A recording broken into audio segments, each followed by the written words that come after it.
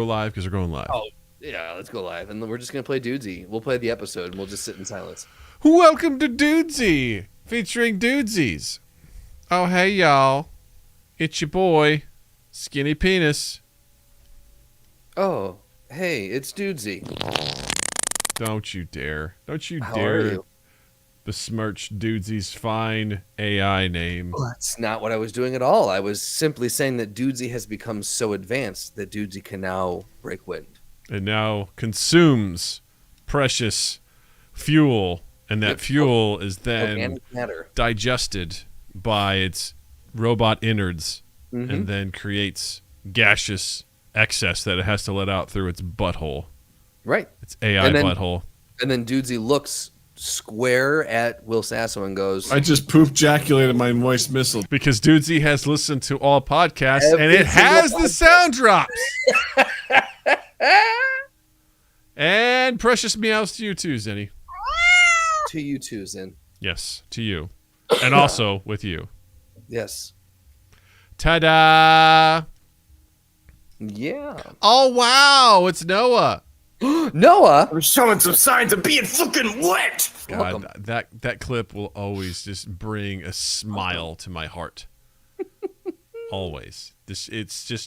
That's Noah committing hard to his role in Spyfall. That is Noah believing every word coming out of his mouth at that point. Richie! You night owl, you. Good to see you, pal. Thanks for We don't have stopping a drop by. for Richie. Which one should Richie's be? Do we have like a really offensive British one? Haven't pulled. That was like the original drop. That was the original drop. That was from our horrible echo that we got from trying to stream. The first time testing it out was a nightmare. We turned into some horrible thing where your voice just pitch corrected to the point where it turned into Jabba the Hutt. And I was like, hey, let's make something out of this. Let's take this horrible, horrible audio. If I weren't so concerned that it would legitimately break everything we were doing currently, I would try to make it happen again in real time, recreate it for the folks. But I don't want to do that. I'm too scared to do that. Because while it was funny as it was happening, it was also incredibly frustrating because I'm like, I don't know what's wrong here, and I don't know how to fix it. And ultimately, we just had to stop. And it just it was pure madness for 9 minutes, I think is what it was. It was absolute insanity. Because I think your voice just kept looping and looping and looping and looping and looping and looping. It was a forever loop, and it was insane. It was absolutely insane. I'm just sitting there going like, I don't know what to do, man. I don't know what to do. Sorry, everybody. We're broadcasting live. You know, it was awful. Just awful. Amazing is what it was. It was something. I'll tell you what. Something. 'Twas something. 'Twas something. 'Twas something. Yes. Yes. If you all haven't checked out Richie playing some Leisure Suit Larry and also beta testing the new Diablo game that apparently is going to lock your progression behind loot boxes. And according to an article I just read, it could cost you upwards of $100,000 to fully max out your character. Richie, any comments on that, sir? I don't think when we were talking on the pre-roll, you gave me a number. Holy shit. Yeah, $100,000 apparently. Holy shit. Which is dumb. That's Just make people pay for the fucking game. Buy the game. But again, it's a mobile game, so buy the game for $100,000. yeah, that's a bit dumb. Well, because I'm sure it's just odds, right? You got to play the odds, and because you're not guaranteed to get what you need, so, you know. Would you ever buy a game for $1,000? Is there any game, or maybe we should save this for the podcast? You want to save that for the podcast? I don't know. I feel like that. That's a. Well, you haven't spent a penny because it's still in beta. So good. I'm glad you're loving it. It would take a lot for me to play a Diablo game again because, I don't know. I feel like it would have to find a way to really reinvent itself. And I don't think it's a dungeon crawler game, you know, it's not beta on the mobile. I thought I just read an article that said it's in beta right now. They released beta keys during for June 2nd and going, whatever. If it's launched, cool. Congrats. It's awesome. Good. I didn't know if it was a short time thing or what. So whatevs. And that's also not how I want to play. I don't like playing games on my phone anyway, but particularly don't want to play a Diablo game on my phone. That doesn't sound like fun at all. Yeah. For PC, it's beta. There you go. Thank you. As Thank much you. of a non-gamer as I am, I'm even less of a mobile gamer. I Yeah. hate. I've tried to download a few like full on taking advantage of the processing power of the newer phones, and it sucks, man. The only game I really blows. liked playing was that paper airplane game that you, me, and Drew played. My God, That was so much fun. As this shit. I think I remember you actually like called me or texted me once, and like when we were at home, you go, "Hey man, you want to play?" And we like found each other and played, and it was we played against other people. We're like, "They're cheating! They're totally cheating! How is this possible?" Yeah, it was so much fun. It was that game was a blast. I just recently deleted that game from my phone. I tried. I have cleaned almost every game. I've got 5 games on my phone.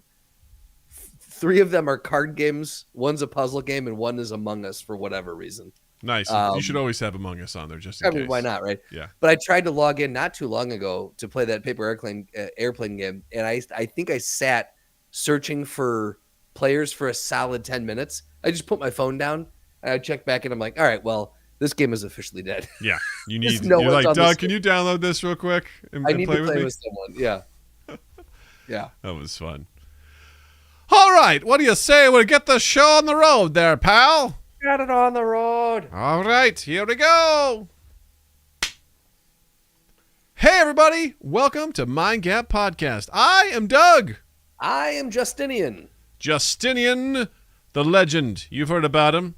He's the classic whaler off the coast of Finicus. Right. I am the cleric bard of the North Seas.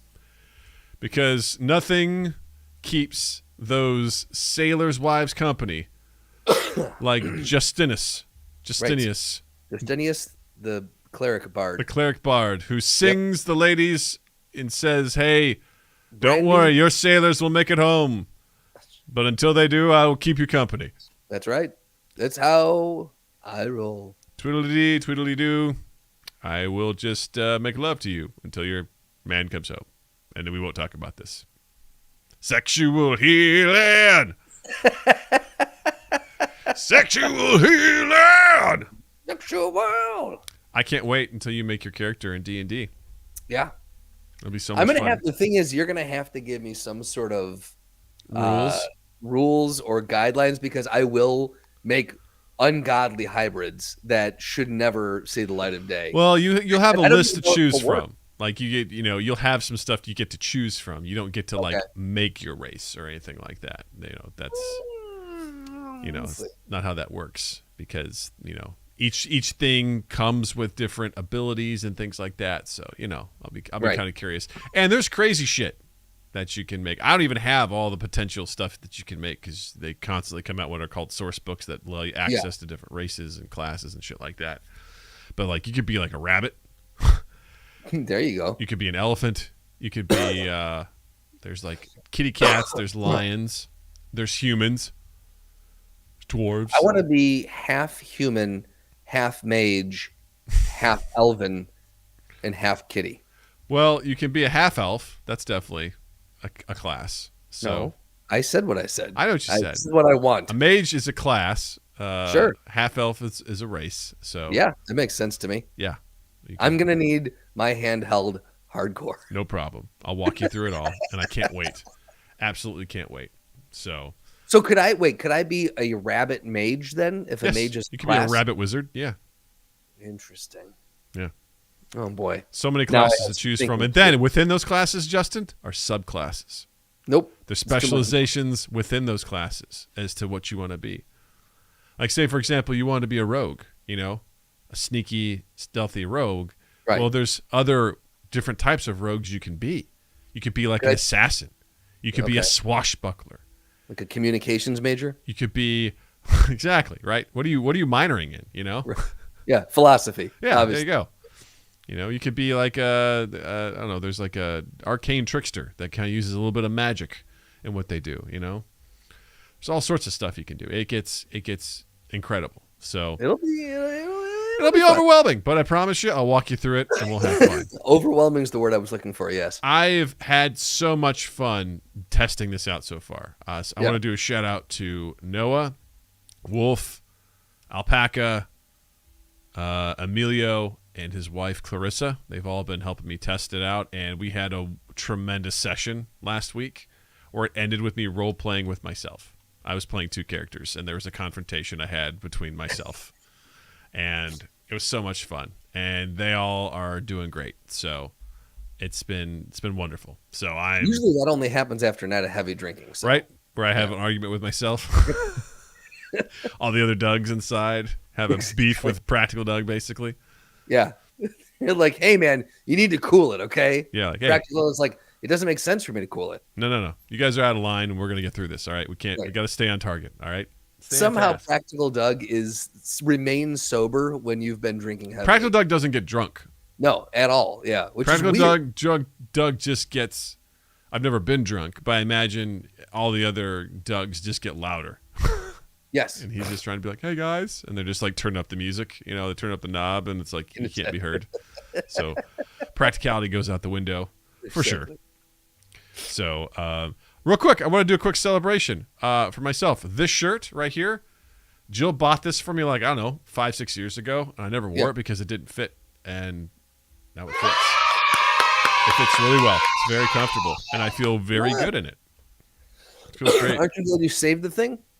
It's one of those things where, you know, I kept it because I just liked it. It's like, this is a nice shirt. I'm like, maybe someday I'll be able to put it on and feel comfortable, and I do. Yeah. Today was that day. Does it have anything on it, or is it just a plain shirt? Just a nice plain shirt. Yeah, it's a plain shirt. Yeah. Nice. I just liked it, and I was like, I'll hang on to it. Maybe one day. Congrats. Thank you. You should feel very proud of it. There's nothing better than holding on, because I've got a couple of things in my closet that, man, I'm at the point now where I'm like, it might just be time to cut this loose. Yeah, there's a couple things I'm like, that's gross. I don't want that anymore. But there's other ones where I'm like, this is a good shirt. I'd feel bad just getting rid of it. Like I used to have just a whole bunch of polo shirts. And I'm like, I don't wear these anymore. I need to donate these because they're taking up space. They're taking up my precious hangers. I only have a certain amount of hangers, right? I can't. Well, they're occupying hanger real estate, you know? Yeah. And even then, it's funny. I look back, I'm like, I didn't even fit into those polos back then. That was really, really bad. Not good. Not a good look. But hey, we evolve, we move on. I Ching, Darwin, all that shit. So, that's you right. know. Life finds a way. Life finds a way. Natalie is so excited for that fucking movie. Is she? She's so excited for that fucking movie. She tonight she goes, Dad, when does the new dinosaur movie come out? She's like, the new Jurassic World. I'm like, comes out this Friday. She goes, but we're going the next Friday to go see it. I'm like, yes, we're not going opening weekend. We're going the weekend after. Good honor. So get them dates down. She's prepared. She's been asking about it quite a bit, so I'm very excited. Have you been showing her all of Jamie Drax's interviews to prep Natalie? Oh my God, dude, I cannot. She's living her best life. Y'all, I'm so happy for her and so just elated for what she's doing. If you don't remember, Jamie Drax's been a guest on here multiple times, and she is a contributor to comic book resources or CBR or whatever it's called. I think it's just comicbook.com. Maybe it's comicbook.com. Yeah. And she has gotten to interview the cast of Jurassic World Dominion. She got to interview who the fuck else? I mean, she's been talking to everybody. Most recently, it was Pratt and Bryce Dallas Howard. Elizabeth Olsen, yeah. Oh Laura Dern, yeah.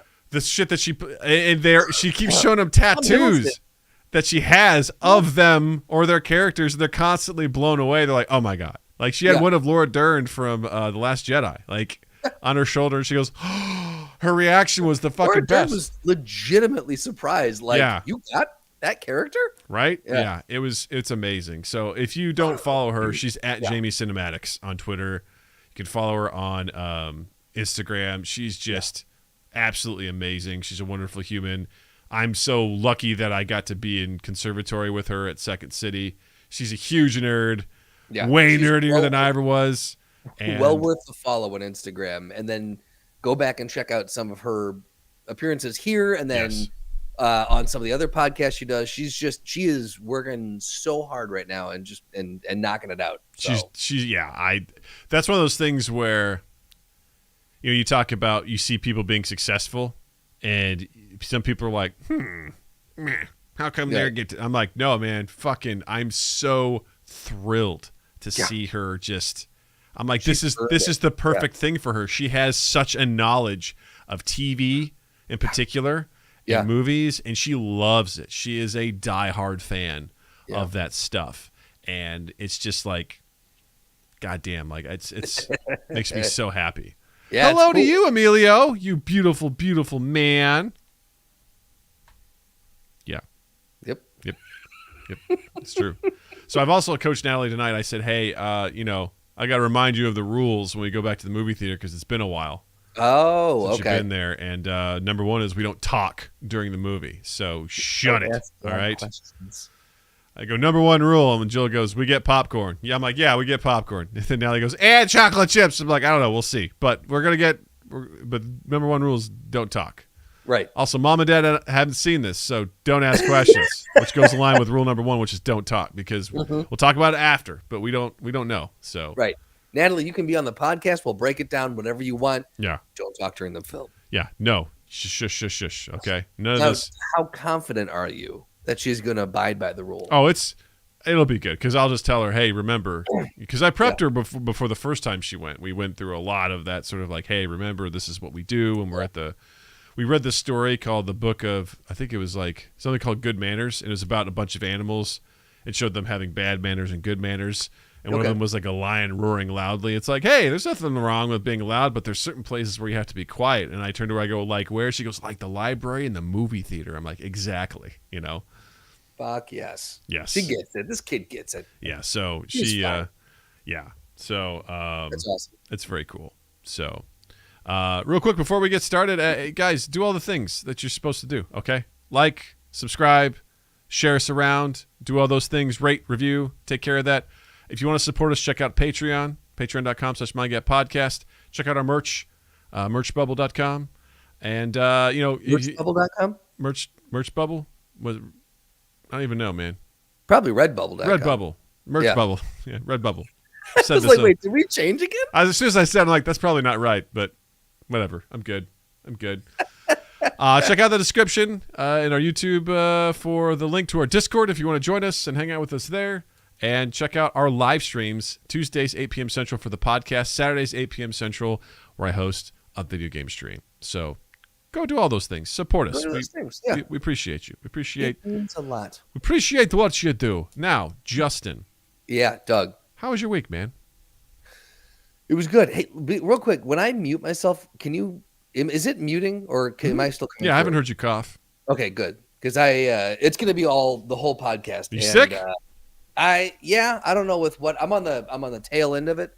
Okay. I've taken my COVID tests and they're all negative, but I think it's just a sinus thing, kind of the weather changing. I don't know. But yeah, I just don't want to. I don't want to have that coming through. So, what are you, a doctor? Oh yeah. So that's how my week's been great. I got my PhD. Nice. My MD actually is more. I got both. Yeah. Yeah. You got your MD, my dick. Yep. I got my PhD in MDs. In my dicks. Yep. And so I'm all set now. Yep. There you go. I know everything. Tell me more about my dicks. It's been a really good week. I'll tell you, man. I'm just filling holes left and right. Yeah. Yeah. A lot of my dicks. My dicks. No, it was a good week. I don't nothing in particular interesting happened over the weekend. I feel like this was one of the first weekends that was a little more low key. Wasn't feeling great, so yeah. I bought a kayak. There's an interesting. You're a captain now. I'm a ship owning seafaring captain now. You are the captain now. I am the captain now, and I request that you only call me captain. All right. Thank you. You're welcome. Seaman. Yeah, I have not gotten a chance to take it out yet due to scheduling conflicts, but I'm very excited. I've been eyeing up all the places around here that I can drop in and shove off. You're like, there's a puddle outside of my neighbor's. I'm going to drop that in. There's a little development or like a subdivision behind our apartment complex, and they have one of those little ponds with like the three, it's very serene, very manicured landscaped, and they've got the pond with the three fountains that run through the houses. And I was like, I just want nothing more than to drop the kayak in there and just do laps and piss all those people off. Just be like, gotta get my sweat on, Hey, Jim. Hey, I'm going through the fountain. Yay! You're like a little kid going through Just the get up fountain. real early into it too. Just 5 a.m. Yeah. Yeah. They're like, sir, no. You're like, No. didn't Come say get no me then. kayaking. It says no swimming. Didn't say anything about Right. kayaking. You check your signs because this captain is pushing on. Check your signs because this captain is pushing on. And that is the pull quote for the episode. Yep. There you go. Yeah. What was your weekend like? What'd you do? So we what did we do? Oh, we finished Godzilla versus Kong. Nice. So which was good. How long did that take you? You finished it. We started it the week prior because we had finished Kong Skull Island and we had some time. I'm like, we could start the next one, but we're not going to be able to finish it. So we watched that. Natalie enjoyed it. And then we turned on Prehistoric Planet on Apple Plus. I jumped into it had been started on my TV. I jumped into it late and I couldn't really figure out. I'm like, wait, so is this Real? yes. Is this CG? I feel like this is fake. How did they film this? No, I couldn't figure out. I thought it was going to be more like Dino, but it felt more like an actual David Attenborough sea documentary, just about the ocean. Like I couldn't figure out. I'm like, where did the dinosaurs play to this? Maybe I didn't watch the right one. I don't Wait, know. what? Well, the first one is like ocean Coasts. or water coast. Yeah. So I must have been towards the end, and it was just talking about like photoplankton or whatever the luminescence. Like it felt like a normal ocean documentary, and I was like, this doesn't feel very dinosaur-y. Was Beth watching this or something without you? Yes. Oh, okay. You're like, because I just came in like midway through. I'm like, it's not on TNT, Yeah, my father-in-law was in town the other week, and I didn't want to get into the whole backstory. It's not important. It had been started on my television. I jumped into it, and I was like, what is this? Cool. Look at this stuff. They're telling me that if the males can sync up, with the females and their lights, then they'll remain mates, Right. Just like traffic lights do. Exactly. Because that's how traffic lights mate. They mate for life, man. Yeah, they do. Traffic lights. They're very monogamous. It's like traffic lights. No, it was pretty cool. Like Natalie loves dinosaurs. She's fucking just absolutely bonkers over it. So I threw it on, and she was just like. So it is a recommended watch then. Like start it from the beginning and go through. Yeah, I recommend it. I mean, it's a really cool. Just look at it like it's a nature documentary, but it's about dinosaurs, and they've done research on how they've come to these conclusions, and it's narrated by David Attenborough. So it's. That was super the other sexy thing that I wanted to know. Maybe they do talk about that. I didn't see the preamble into it, but I was like, how a lot of this shit has to be best guesses. Like there's like, how do they know all the shit that they claim to know about this is like Justin in space and math texture. again, where he's like, how do they know? We're just going to take their word for it? Is that what we're going to do? How do we know? How do they know they're not bamboozling us? Yeah. I don't want to be hornswoggled. Well, they say that if you want the science behind it, like there's an extra thing you can check out to learn more about how they've come up with this sort of stuff. So, which is kind of cool. I just imagine it was David Attenborough reading a lot of pop-up books, and he's just like, I've got an idea. Well, it's funny because it starts off with, the murder of a T-Rex's, child. So. And do they solve the murder by the end? I mean, you know who did it. They're going to turn this into a true crime podcast, aren't they? Yeah. No, and Natalie was like, I was sitting there going, oh, shit, I should warn Natalie that I don't know exactly what this is, but based on how this is shaping up, I'm like, you're going to learn what nature is real fast. Right. And sure enough, one of the T-Rex babies gets eaten by a water monster. So, just whoop, it's gone. This might be completely an unnecessary path, but like, does the T-Rex go on like a revenge? Like, does it follow the T-Rex? Is there a narrative to this? Because it sounds like there's a narrative to this. I mean, like, does the T-Rex go after the water monster then? No. Why would it? I don't What do you know, think but this just the way is? it's This setting ain't it up. Bruce Willis, you know. It started. This isn't Liam Neeson, with you a know. T-Rex baby. It's not snatched in the middle of the night. They're crossing. They're actually something that blew my mind was T-Rexes apparently are perfect design for swimming, which I would have thought is bullshit with their little arms. Really? But you know, based on how they swim, like because of the way that their body just is sort of like aligned, and they have their giant legs, it's like they make great swimmers. I'm like, really? Did the T-Rex baby know this? Because obviously not. It was falling behind, and then easy pickings for the monster. Just grabbed it. Apparently, it's not uncommon with T-Rex broods. They usually have about 12 babies, and a lot of them don't make it. So, you know. Okay. Yeah. So there you go. Do T-Rexes lay eggs? Yes. Because So they're they would reptiles. lay multiple eggs, Mm-hmm. and a lot of them didn't make it. Yeah, they start with some, but just nature just says, no, you can't have all those. It's too powerful. That's OP. We're going to balance this in the next patch update. So we're going to nerf this. We're going to balance this in the next patch update. Yeah.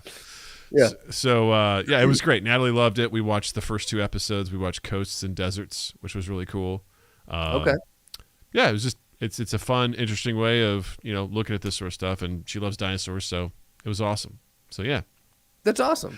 'Twas a good time. It was a good time. 'Twas a good time for all. We had a good time, and I also just fell into watching a shitload of TV. Like I haven't watched a lot of shows in a long time, and poof, boy, I went Caught hard. up in some shit. Yeah, went hard, man. I got all caught up on Stranger Things. I watched all of season 3. I watched all of season 4 up to its current point. Yes, sir. And I just finished the first 3 episodes of The Boys. Which, by the way, really shout out to your boy, your actor guy, Matt. who was in episode 1 of The Boys from Sid Penrose, the lead actor. Kyle Mack. He, for those who are familiar with Sid Penrose, Kyle Mack played Tony in the first episode of season 3 of The Boys, and he was great for that episode. And that's all we'll say. That's all we'll say. Yep. I mean, I'd love to talk to him and be like, dude, what was that experience like? Because that was pretty wild. Right? Oh, man, that was so cool. I was so excited to see him. I'm like, good for him. He's really right? fucking doing it. That's another fantastic. person. You're just super happy that they're making it happen. Fucking get it, man. Fucking get it. That opening of episode 1, though, oh boy, was that in the comics? Here's the thing. Yeah. The Boys comic are pretty brutal and pretty sexual. And this show does not follow the comics very closely. It's inspired heavily by the comics. Which that makes sense. I'm A-okay with. They've taken it and made it their own, and there's some, character names obviously are very, very similar. Some of the genders are swapped, which is interesting. In the show, Mallory is a woman. In the comics, it's a man. Okay. A-Train is a white dude in the comics. It's a black man. Interesting. And The Deep barely has any time in the comics, but The Deep has a huge part in the show, and I'm here for all of it. I think it's awesome, and I love what they've done. They've kind of adapted it to current situations and things like that, based off current culture and whatnot, and I'm here for it. I love it. I think the show does a phenomenal job. It's well acted. It's bonkers. Yeah. It's wild. It's violent, and it's hilarious at the same time. We have a group chat at work that is just a bunch of nerds, and one of the guys in the chat has both read the comics and is a fan of the show. Another guy in the chat had never read the comics, and they were kind of talking today, and he goes, so he's like, the guy who had not read the comics, he's like, so how is episode 3? I haven't started it yet. Is it worth it? And the guy who had read the comics is like, oh, it's worth it. He goes, I'll say this. It's a great show. Similar to what you said, they're making it their own, this and this and this. He goes, the one thing I'm a little upset about is they haven't even cracked the surface of the debauchery and the grossness that the comics get into, the graphic novel gets into. He goes, I would love to see them dip their toe into that. He goes, because it is barely touching the surface. I don't feel like we need that. I really don't. And I haven't read them either, so I'm just like, I harken back to the story you told of when you were reading it, coming to work on the train when we worked together. And I remember you said you opened up the book and it was a 2-page panel of just a hardcore orgy. Yep. And just dicks and holes and tits and like everything. It's from it was from the arc known as Herogasm, is what it was called. There you go. Yeah. And I remember you saying you immediately slammed it shut. Yeah. Well, I held it a little bit closer and I was like, and you're like, I shouldn't.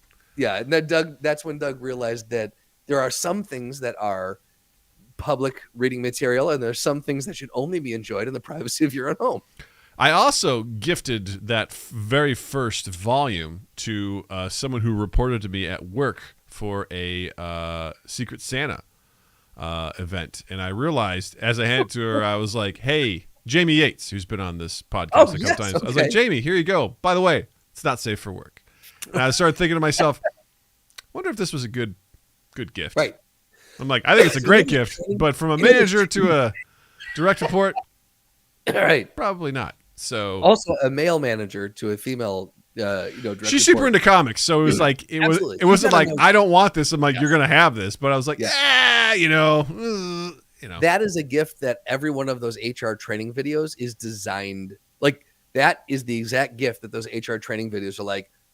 Is this a good idea for Todd to give Mary this gift? Yeah, but here's the thing: what those don't tell you about is that you don't have a rapport. Like right. Todd and Mary don't know each other. No, they don't know each other. It's like, hey, check out this really cool comics. I don't like to read. It took a turn. Yeah. You're like, wait, what? Yeah, I can't read. He's making fun of her disability. Don't do that. It's like, no, man, what's in there? It's bad. It's worse.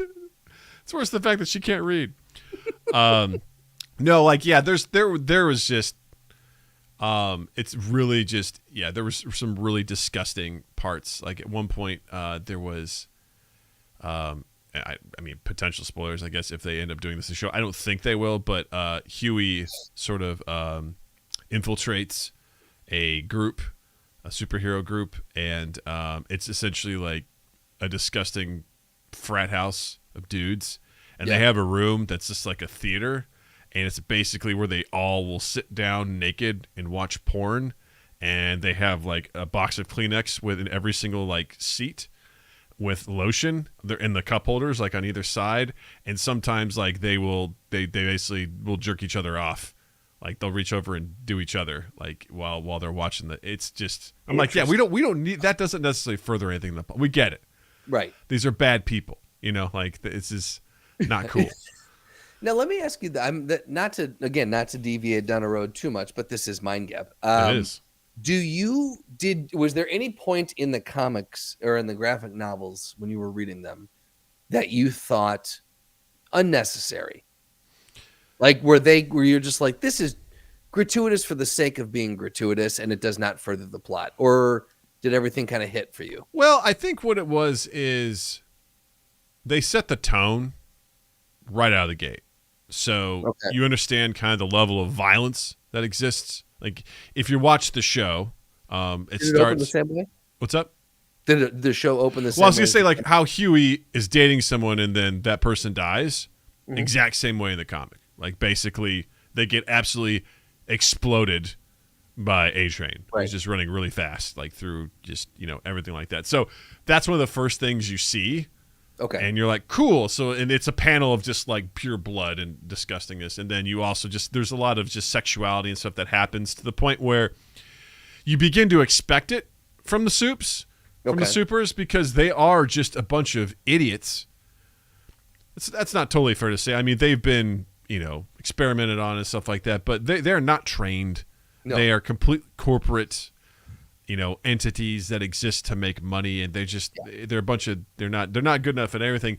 But you also realize that it's the idea of like, if you had these powers, what would you really do with them? Mm-hmm. And it's hypersexualized. So long-winded answer to your question is, I don't think it probably got close a couple of times where I'm like, okay, we get it.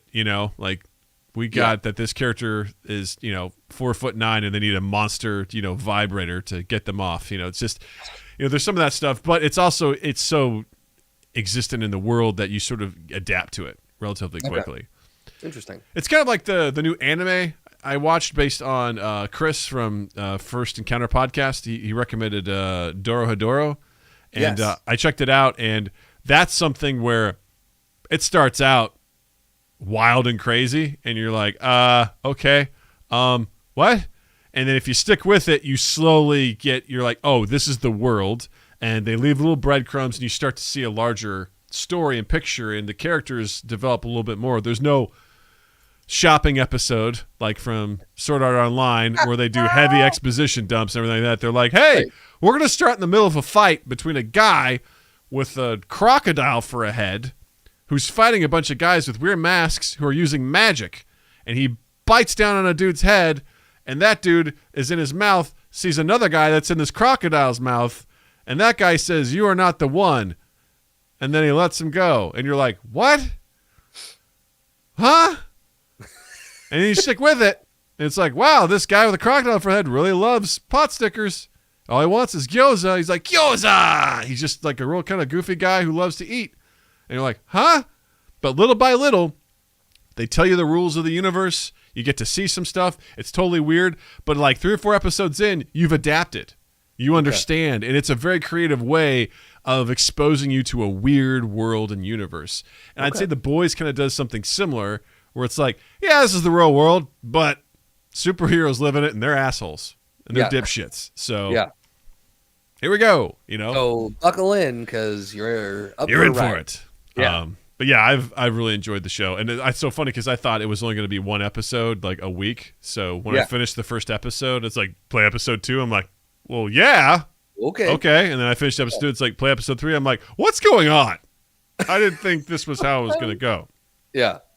And it was, I kept going. I'm like, this is come cool. August, you're gonna have another adapted graphic novel to consume on the old flicks of net. You're goddamn right. Man, that looked good. The new Sandman trailer came out yesterday at the time of recording this, and holy shit, does that one look good? It looks so good. Yeah. And if you have not checked that trailer out, go check out the full trailer. It's everywhere, as far as I'm concerned.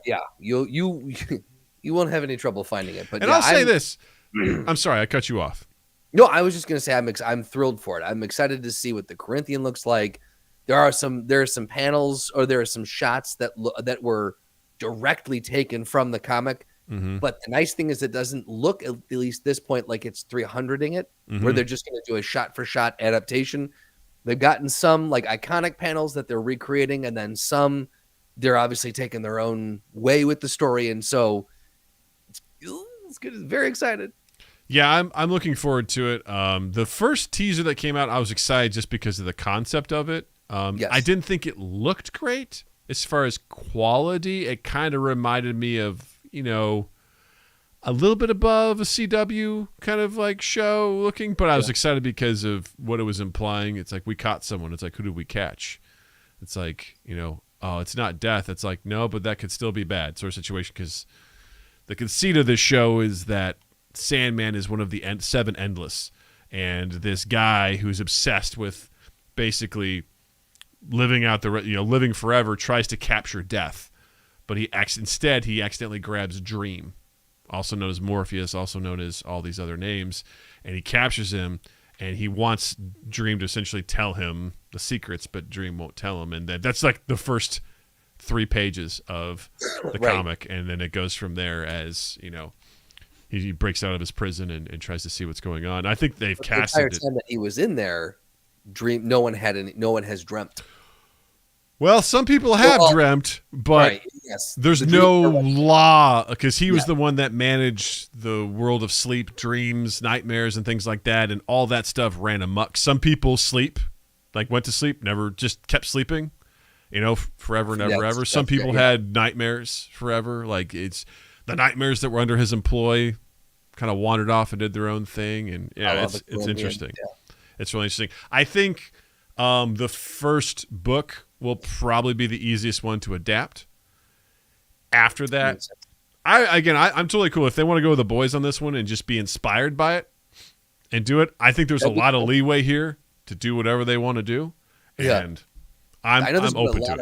There's been a lot of call online for the A Doll's House to to I'd be cool at with Doll's like House. that one. Like I've seen a lot of people throwing that out there, saying like this is one that they need to do, and I'm like, Well, they would have to if they want to truly follow the storyline, because there's a few what's great about the Sandman comics is it's kind of a linear story, but told in a very unique way. In that you have volumes that are straight story, and then you also have volumes that are full of short stories.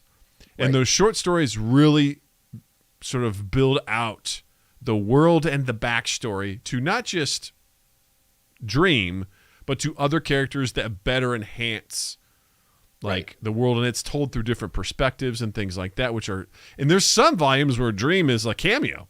Like, yeah, exactly. He'll pop in, you're like, hey, there's the guy. And you've been focused on all this other stuff, and he just sort of shows up, and he's like, hey, it's me. And you're like, oh, shit. So there's so much to work with. Like, it's a very rich universe with so many great stories. And if they stay pretty close to, it seems like they're going to stay pretty close to the first volume, where he's probably going to try and go get his equipment that was stolen. House back in order. Yeah. Yeah. You see the shot with the guy holding the amulet with the gem, which is, boy, that could be a real fun episode, because that was a super interesting leg of that journey, whereas that guy tells the story about what he does in the diner with that gem. I forgot that was the diner episode, right? Yeah. That was wild. Yeah, that was very, very interesting. But yeah, I am super pumped. I think they got some great casting. I think they've done a wonderful job, and I cannot wait to. And it looks good. It just looks really good. I'm gonna have to go back and rewatch the teaser trailer, because I don't remember how bad it looked. So I got to go back and see it again. I want to sort of I don't know. I just remember looking at it, and the quality just seemed it caught my attention, and not in a good way. Right. And that definitely happens. Yeah. It wasn't awful, but I was also like, ugh. Whereas this one seemed like, if it pulls you Yeah. into thinking that, then there's something wrong there. I was a little concerned. This looked, way, way different. So I'll be curious, because if they follow pretty close to the comics, if they stay pretty close, I'll be curious to see what the reception is, because Sandman is just a unique story. There's nothing like it. Neil Gaiman, there's no one like Neil Gaiman and how he creates and crafts that sort of stuff. So I'll be very curious to see what people think about it. That's one of the few things that I've reread a bunch of times. Yeah. Like, I've reread that entire arc like 2 or 3 times all the way through, and I really enjoy it. On Amazon, they've got 3 compendiums, really beautifully leather-bound compendiums of the Sandman. When we finally land in our house, and I get the office, and I get some bookshelves up, those are the first 3 things that are going. I want to buy those, and I want to put those on the bookshelf. That's awesome. Those need to be up there, because that's actually something like, you need to rewatch. You need to read this. As I'm looking at my collection of stuff, because some of the ones that I bought are a little beat up, like they didn't stand the test of time. That might be something fun to invest in. It's so funny, because Natalie occasionally will come over and just like pull stuff off my shelf, and I'll be like, hey, let's put that away. You're gonna put all the boys on the top, and yeah, she hasn't gotten into the boys yet. I'm like, no, we're not getting into there. But she pulled down. My brother bought me a couple of like horror mangas. I've read one, and she was like looking at it. I'm like, yay, why don't you grab? I'll take that. That one's. Let's not look at that. That's scary. Here's a Batman. Yeah. Yeah. She loves the Killing Joke. She pulls that one down all the time. Nice. She's like, Dad, what happened to the girl? I'm like, she got shot. She's paralyzed. Next picture. Like, just, why did she get shot? It's the Joker. How do you describe chaos to a tiny ball of chaos? Right. Yeah. That's difficult to, and I hate saying like it's complicated.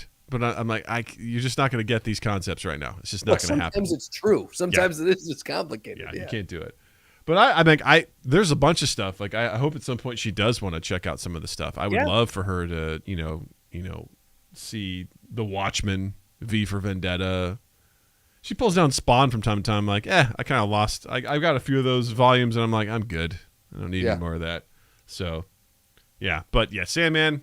Curious, can't wait. I'm like, August, but I'm like doing the math. I'm like, that's actually not that far away. No, it's like 2 months. Very much not. Yeah. Yeah. And we've got Captain Marvel coming out. Miss Marvel coming out. There's plenty to keep us occupied. Oh yeah, through the summer. Also, some people have kayaks. They got to get outside. Right. What else are you gonna do? You got to get to those kayaks. You got to get those kayaks. Can't have too much stuff to watch. Yeah. Right. You know who else is really busy? Is who? The fucking Queen of England.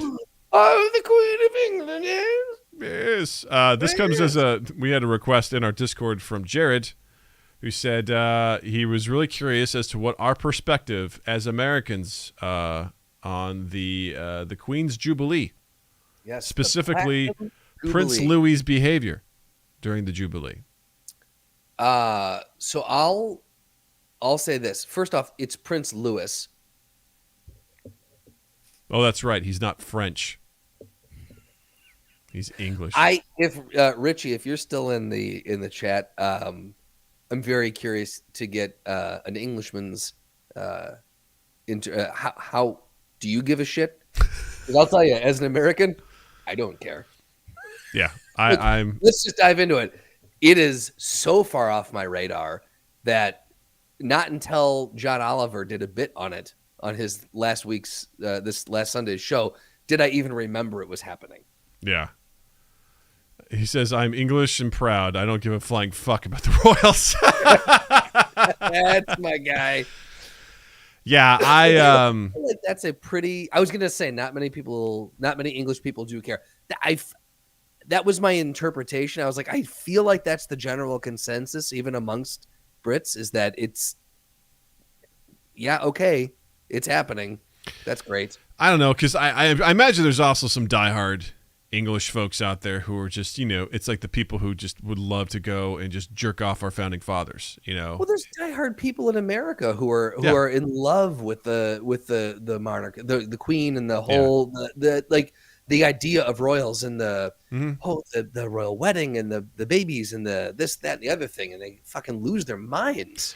Well, years ago when the royal wedding happened, when I was working at the hotel, this was with Kate Middleton's. Yes, I don't know. Right? Yeah. Sure. I don't know. Whoever got married in between 2006 and 2012, whenever that happened, because that's when I worked in the Essex. Sure. They're like, we need to put TVs out by the front desk so people can watch it as the wedding happens. I'm like, really? Like that's. Yeah. I had some really mentally just. I don't know. This girl had problems. She was like, "Oh, but it's a real life princess. We just get to see a real life princess." I'm like, okay, all right. This girl fell off a motorcycle and got brain damage, and she was a real treat to work with. She had extreme emotional swings, and that's when I learned what Gary Busey was like. Was essentially working with this woman who would start out pleasant, and then you say one wrong trigger word and you just hope to God she doesn't have anything sharp near her, because she would try to cut you. And it just, the thing is, you say that and some might interpret it as like being hyperbolic. No, I very much believe that is, I mean, you've told me more stories about, that's not an exaggeration. Like would try to cut you. Yeah. She was insane. But that being said, as I don't care. I don't care about any of that stuff. I hate any sort of, tabloids or just, did you know that the Earl of Sussex was I don't even know what their titles are. Apologies if I'm being, you know what? No apologies. Fuck you. It's like the Duke of Wellingsbury of Worcestershire, was, diddling someone's twat or whatever. I don't know. It's all the stuff that's going on about the whatever. Hey, you know what I say? Kudos. What's that? You said like the whole Prince Andrew thing? Yeah. I mean, listen, hey, if they're doing awful shit, fuck them. Like, that's not cool. I don't want any of them hanging out with Epstein and doing awful things, and whatnot. That's totally not cool. But I don't care about the line of succession because it means nothing to me. These are just figureheads. As far as I'm concerned, they do have some sort of, influence, obviously, over some things. People will kind of go and get their approval on different stuff, but I don't give a shit. Like, I don't they're care. no longer. I mean, yeah, they're no longer ruling anything per se. It's not a. You're right. They're figureheads at this point, and it's holding that majesty, that majesticness, that romantic notion of royalty and what used to be in the like. There's a lot of lore and story that goes around this, and I think that's what a lot of people get swept up in. Yeah, that's what people give a shit about it. The idea of king, queen, prince, princess, castles, something romantic and exciting about it. But I like Lord of the Rings as much as the next bloke, but that shit. I don't. Yeah, it doesn't mean shit to me. Like I don't care. It's like Prince. I don't know. Is it Harry who left? I don't. What did I get it right? Yep, you got it right. It's like, he left the family. I'm like, okay, like just that's all right. So what? Yeah. He quit the monarchy. Okay. Right. All right. Yeah. Dude's gonna go have his life. Good for him. Yeah. I say more power. Yeah.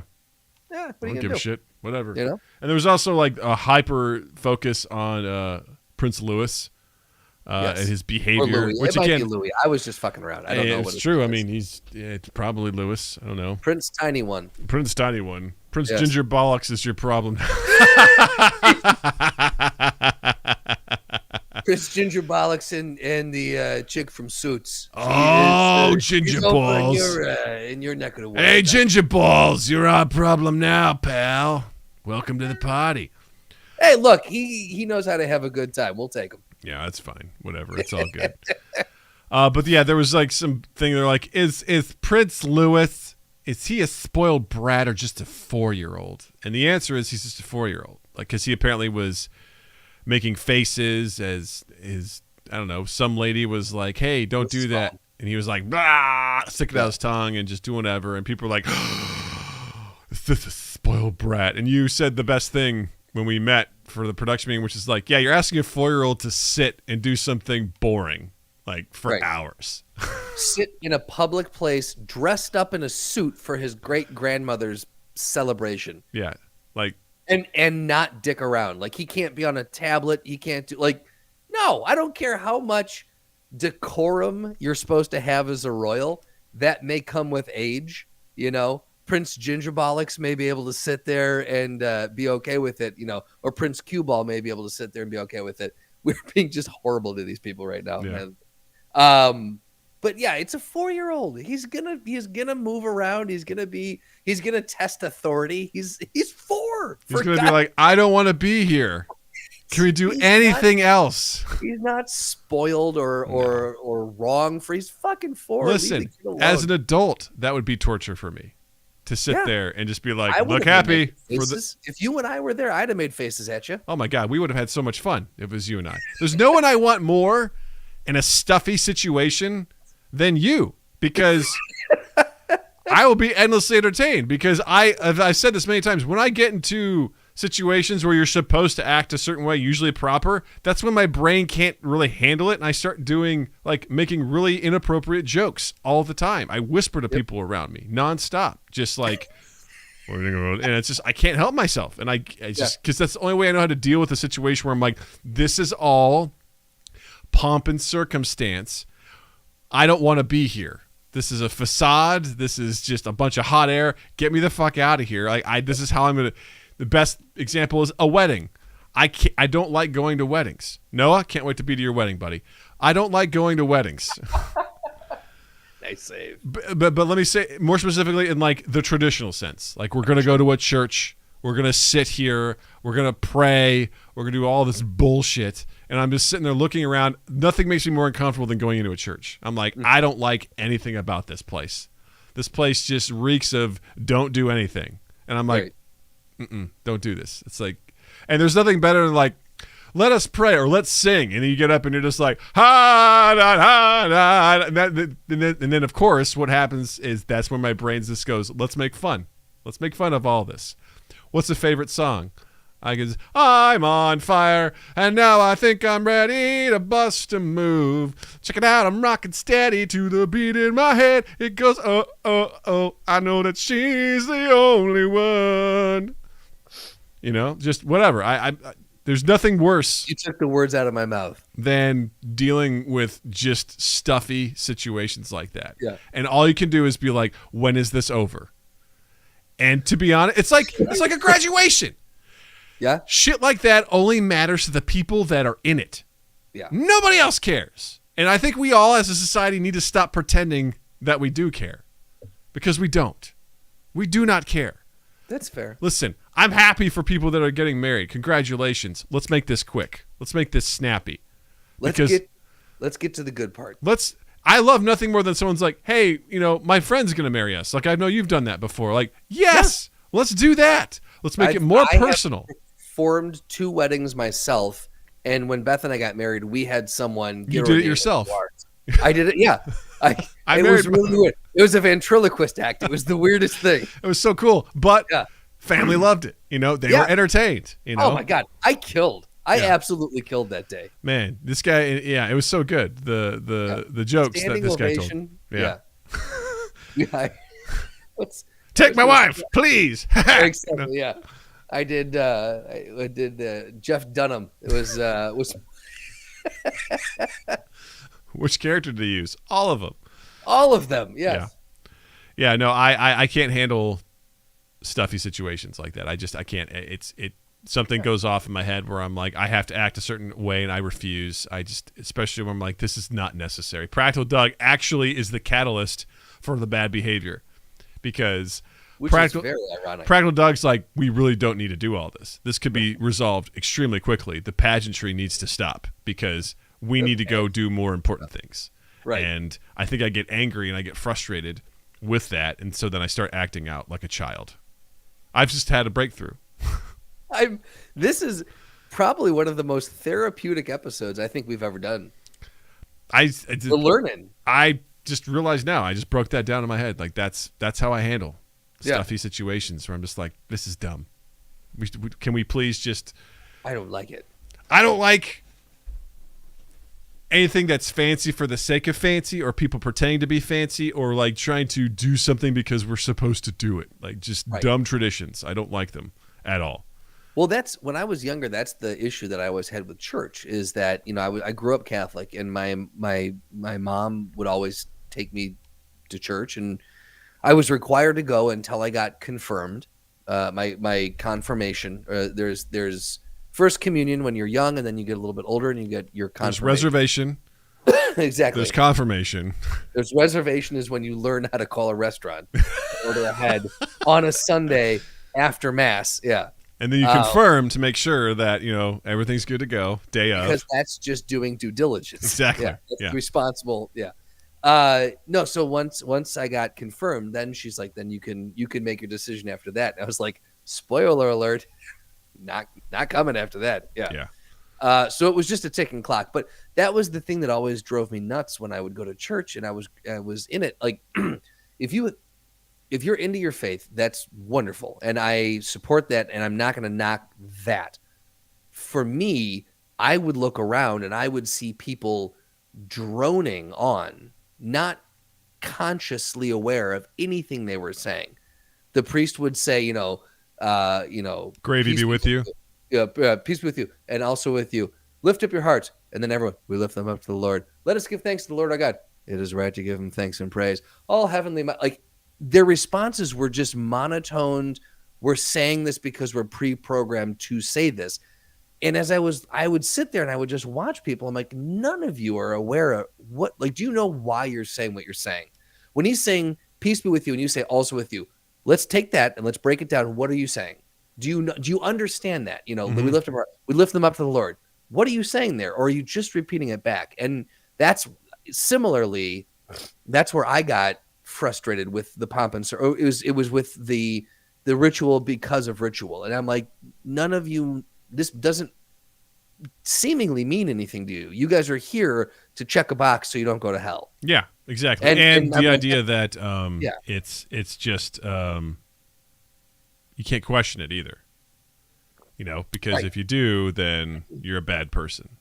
Right. And for me, where I fell out of it was second grade. For first and second grade, actually, I think even in kindergarten, my mom took me to preschool and kindergarten at these like religious places. And the first, second grade was at a Catholic school before I transferred over to public school after that. And I just remember in particular, I think it was second grade, my second grade teacher was like, we don't celebrate Halloween in this class because Halloween's not a Christian holiday. And I was like, fuck you, lady. Stuff is stupid, stuff is dumb. Doug hates stuff. That played as Doug walked through the door and just flicked everyone off. Oh God, man, I'm just writing that down. I think that'll be a good clip right there. Yeah. Yeah, I just same thing. I this has always stuck with me. I think I was in kindergarten, and we were hearing a story. It was one of those things back in the day, where you didn't have TVs in a room, and you would listen to like an actual record player that would play, and they would have like. Man, school in rural Missouri was way different. It was awesome, and they would have like. Was it a one-room building, and like all the grades were together? You guys wrote on individual chalkboards. I remember if you were bad, they made you drink a teaspoon or a tablespoon of vanilla extract. Like, wait, not vinegar, vanilla extract? Yeah. What? Which, by the way, that's as Natalie would tell you, Jill one time put too much vanilla in French toast, and Natalie now is like, hey, is there vanilla in that? I go, yeah. She's like, I don't want it. And I go, fuck you. You're having it. All right? Don't let that one experience. Do not punish mom and yourself because that one time. I made her like cinnamon rolls. She's like, Dad, does that have vanilla in it? I go, yeah. She's like, ooh. I'm like, there's cinnamon rolls. You tell me you don't want to eat cinnamon rolls? Right.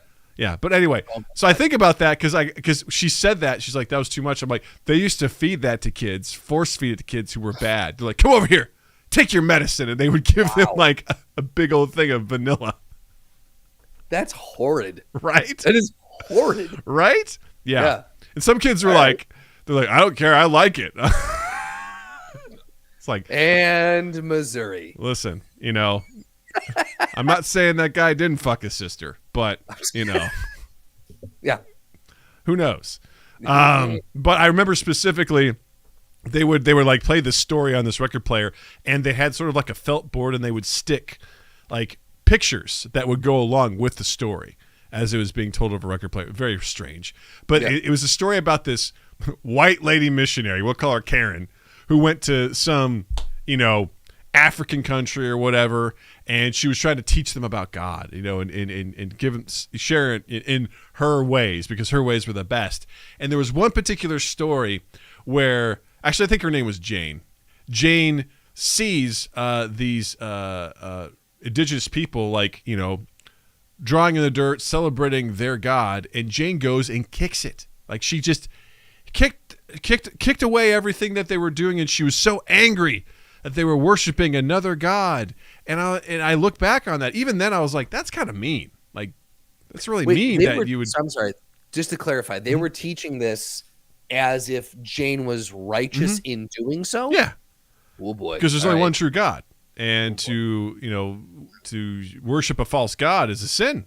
And that stuck with me to this day. I'm 39 years old. I still remember that. And I remembered even then, I'm like, that's fucked up. Like, that's fucked up that this woman, here I am at 5 years old being like, that's pretty mean that this woman is going and kicking their own stuff. Like, that's super fucked up.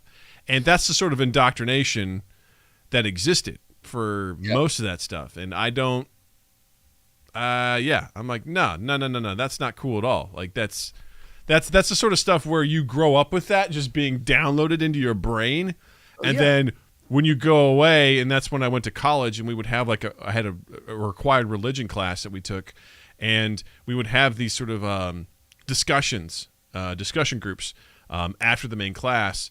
And I just remember I could see it in these people and their responses to these questions. And my teacher was amazing. He was just asking like philosophical questions about things. Like at the time, 9/11 had just happened, talking about Afghanistan. And, this one girl was like, we got to go to Afghanistan because those women, they're being mistreated and yada, yada, yada. I'm like, listen, that's true. How would you feel if they invaded our country and told us to do something completely different. Like, think about what you're doing is you're saying your way is right. I agree, by the way, that they're not being treated well, but also think about the concept of what you're doing. You are forcibly entering someone else's place and being like, you need to change your ways. Do it our way. I was like, that's fucked up. Weird left brain, right brain. Like, talk about having to hold two different, because we've talked about this before on the podcast, is being able to hold two different thoughts in your head at the same time about the same thing, which is, I'm in full agreement that needs to stop. But at the same time, is this not just implementing someone else's way of doing things on another people? But that's necessary in this instance. But in the same breath, like talk about going back and forth. What a great topic for a philosophy. It was awesome because I saw a lot of kids like struggling because here we are 18 years old out on our own, trying to think for ourselves. You can see them. They're like, but I was taught this and that this is wrong. And it's a challenge. Yeah. And I was nervous going into a religion class because I'm like, fuck, what is that? What the hell's, I remember asking like, do I have to do a religion class? Because I thought it was like, hi, welcome to God 101. Right. But no, it was the idea of, it was more of a historical study of this sort of stuff and how it applies, and it was philosophy wrapped in there too. And it was actually a really great class, and just seeing that people struggle with the idea of everything they've ever just been told, and they were challenged a little bit on some of the stuff of like, what about, and that's so important. And I try to keep an open mind with that with Natalie because I'm like, listen, I don't want to just put Practical Doug in your brain, right? Like, I don't want that to happen. I want you to think for yourself and come up with your own thoughts and ideas and how you're going to approach things, because that matters a lot to me. I would love to have discussions, about this sort of stuff, but I want her to come to her own conclusions, even if that means that she has a different viewpoint than me. Right. And it's like, I believe this. I'll be like, I don't agree with you, but let's talk it out. Yeah. I also want to live by and I hope this comes to pass where I'll be like, listen, if you ask for something and I say no, and you still want to do it, present a case. And if you can present a good enough case and you appeal to Practical Doug, you might get your way. It might get over, the ruling might be overruled. That's how I'm a teacher. I'd be like, listen, you got to appeal to my practical side. That's how you're going to get through to me. So when you ask for something, ask it as if you ask to get to Practical Doug. That's what I tell people all the time. I'm like, here's the key to me: food and appealing to Practical Doug. That's how you get through to me, because if what you say makes sense and is reasonable and logical, it's going to be really hard for me to walk away from that and be like, no. I'm going to be like, that makes sense. Even if it doesn't benefit me, I'm like, that makes sense. That makes sense. I'm definitely subservient to Practical Doug. Oh, very much so. Yeah. And before, I would like to dive into Practical Doug just a hair bit more here. But before we do that, I want to go back just a second and go on record, just in case, because this is the internet and it lives out there.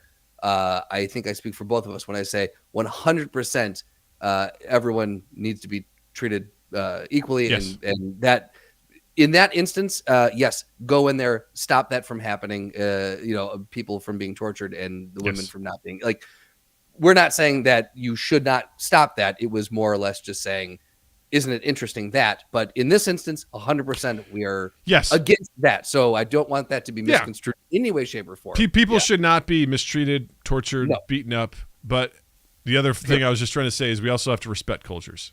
Not saying that we're like, hey, that's cool that you, Both things can be true, but one trumps. Yes, absolutely. Yes, we've got that. Hey, guess what? You got the questions, we got the answers. All you do is ask. Practical, practical, practical, practical, practical, practical, practical. Ask Practical Doug. Oh, shit. It's been a minute. It has been a minute.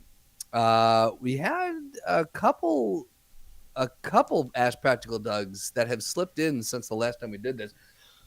Some really good ones, actually. And so if this is your first time here, Practical Doug, we've mentioned Practical Doug a few times in this episode. Practical Doug is a tiny Doug that lives inside larger Doug and guides large Doug in all life's practical quagmires. He guides him through all of life's practical quagmires with sage advice from inside. And our community sometimes likes to ask Practical Doug questions, and you yourself can ask Practical Doug a question. You can join us live on Tuesdays at 8 p.m. Central, right here on YouTube. When we stream, you can ask it in the chat. You can go to our Discord. You can on social media, #AskPracticalDoug. Any way that you can get a hold of us, you can ask Practical Doug. And we've got a few here, Doug, that people are really, really seeking counsel from you. So are you ready? I'm ready. Let's do it. Okay. So the first one here, and this is from Slotty, and he cites Adam Ruins Everything, an episode of Adam Ruins Everything, where he asks, are purebred dogs immoral? Based on what he provided from Andy Ruins Everything, right? I think it's Adam Ruins Everything. Adam Ruins Everything. Yes. I'm gonna look it up. It's a 4-minute video that breaks down. Adam Ruins Everything. That breaks down how purebred dogs originally came to be and where they are today. And I realize this is a subject I was grossly misinformed on. I remember hearing at a young age that purebred dogs do get sicker and aren't necessarily the good way to go. But the way he breaks this down is the fact that purebred dogs are incredibly inbred. They are, yes. And when you think about it from the sense of this was a fad that started in the 1920s when people were really big into eugenics. If you don't know what eugenics is, it's basically saying that only the people with the best genes should be able to breed and basically create strong humans and things like that, which, kind of led to, some Nazi stuff and shit like that. So I was gonna say, precursor much? Yeah. So the idea, it was also something they did for fun, like as a way to be like, look what I did. I made this purebred thing. And essentially these animals are, they're inbred, grossly inbred, to the point where they showed a picture of a bulldog from 1920s and what a bulldog is today. And you're like, what have we done? What have we done? Why did we do this? Why do we continue to do this? This is, I think what they say about either a pug or a bulldog, that essentially it's barely able to breathe. And be like, oh man, these things are so cute. They're That's a genetic malfunction based on them just fucking their cousins and their mothers, and it's gross. It's disgusting. And it should not continue. It's absolutely immoral that we get away with this, and not only that, we celebrate it with the fucking dog shows. And we're like, look at this beautiful, and we've been trained to be like, this is what a beautiful dog looks like. It's like, no, that dog is fucked up. That dog, they talked about there's certain dogs whose skulls actually are too small for their brains because they've been inbred to the point where that happens. Was it certain dogs just have permanent hip dysplasia?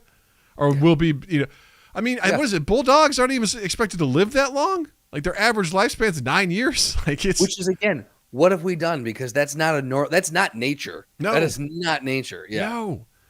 And it's like, that purebred, imagine that because every time we see it in movies, media, like I always, it's Harry Potter, things like that. It's not good. I specifically think of the movie Gladiator, where Joaquin Phoenix's character, basically tells his sister, you're going to produce me an heir of true, pure blood. I'm just like, that's what we're doing with these dogs. We're basically like, make us a purebred of your species. And the dog, and there's over time, they just get more and more deformed. They're like, let's keep this going.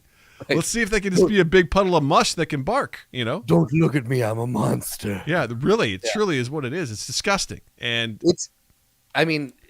really, at the end of the day, is there really any difference between a dog show and the Platinum Jubilee? I think not.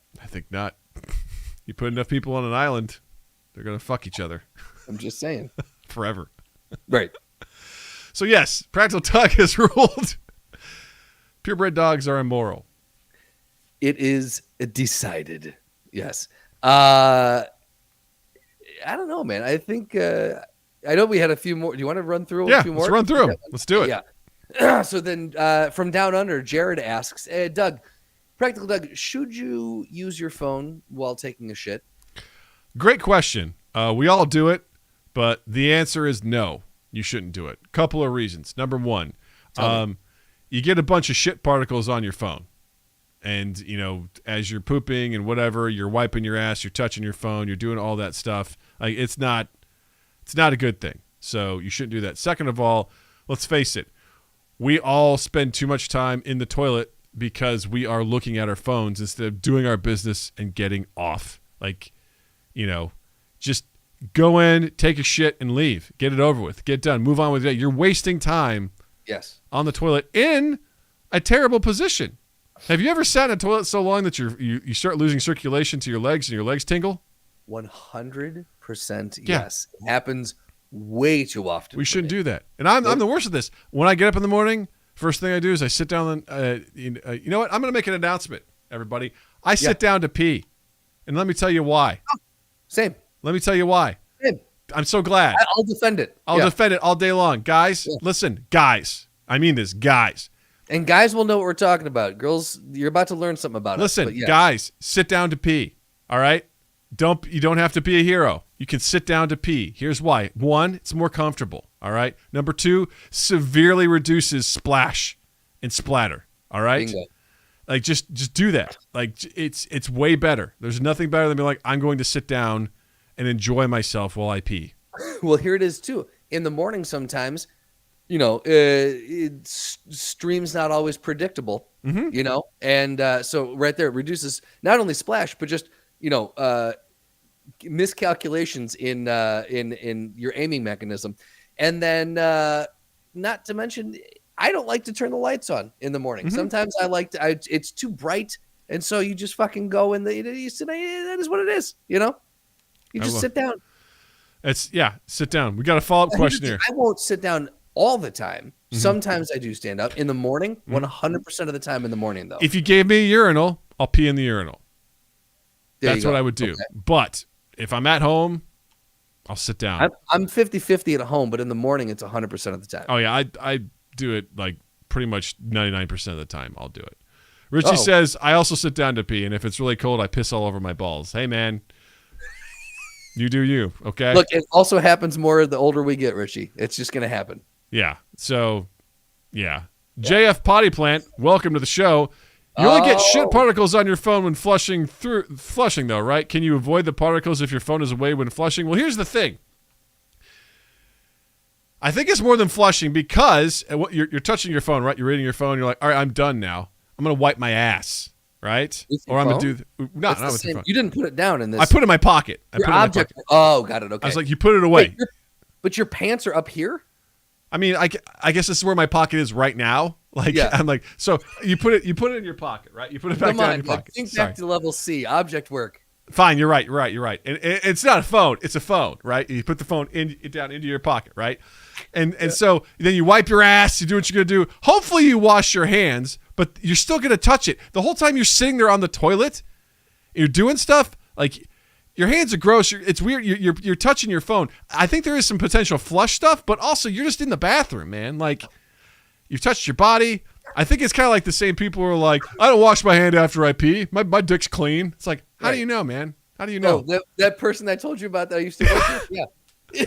I wash my hands before, so it's good. Like, I wash my hands before because I've been working everything. I take a shower in the morning, so my dick's clean. And so when I wash my hands before I go to the bathroom, and then when I leave, I heard that. I've never shook that person's hand again. Exactly. Why would you? It was like, that's disgusting. No, thank you. Yeah. And JF Potty Plant says, I've watched pee fly out of the toilet onto the floor shower door immediately, felt gross, and had to clean it. Absolutely. Yeah. That's, again, another great, a reason to sit down. The lie I used to tell myself that I was a straight shooter growing up, that how when I pee, I was like, I'd see pee on the edge of the toilet, like, that's not from me. There's no way that's from me. I live with, my brother and my dad who are, my dad is, listen, I love my dad. My dad makes a goddamn mess. I'm just like, dude, are you even trying? Like, do you have a problem here? The amount of pee that just gets up on the floor, too? Yeah. Like, cause I don't know, for whatever reason, it's because there's dribbles, right? There's dribbles after that. Urinals are the worst, right? You ever go walk into a public bathroom and you see, like, there's pee on the floor, like, how does this happen? It's disgusting. There are points where, like, you'll have to, like, on your tiptoes, like, straddle to try to find the dry spots. Right. It's fucking gross. It's disgusting. Because I'm always, the worst part is because you don't want to step in it, you're stepping farther back, which means you're also contributing to the Bingo. pee pile. It's just making it Absolutely, yeah. worse. Now, the bathrooms that are the worst are the ones where the floor is just inexplicably wet. And you Yes. don't know if it's pee or if it's condensation. I say what's worse than that, the floors are inexplicably sticky no matter where you step. And you're true. like, why is it... Why do I feel like I'm some goddamn octopus walking around here? Like I've got some special skill that's going to allow me to climb the side of a building like Tom Cruise in a Mission Impossible movie, you know? Like, this is insane. Oh, my God. Absolutely. Richie says, I got really drunk once and pissed on my dad. Now we're talking. Did you sit down, though? Yeah, did you sit down to pee on him? Because that'd be kind. Yeah. Oh, my God. Oh, So, yes. Wonderful practical dogs. Don't use your phone while taking a shit. And also, sit down to pee. You're welcome. There you go. And that, you've heard it right out of the practical dog's mouth. Bada bing, bada boom. Ta-da! And it's done. Well, that was fun.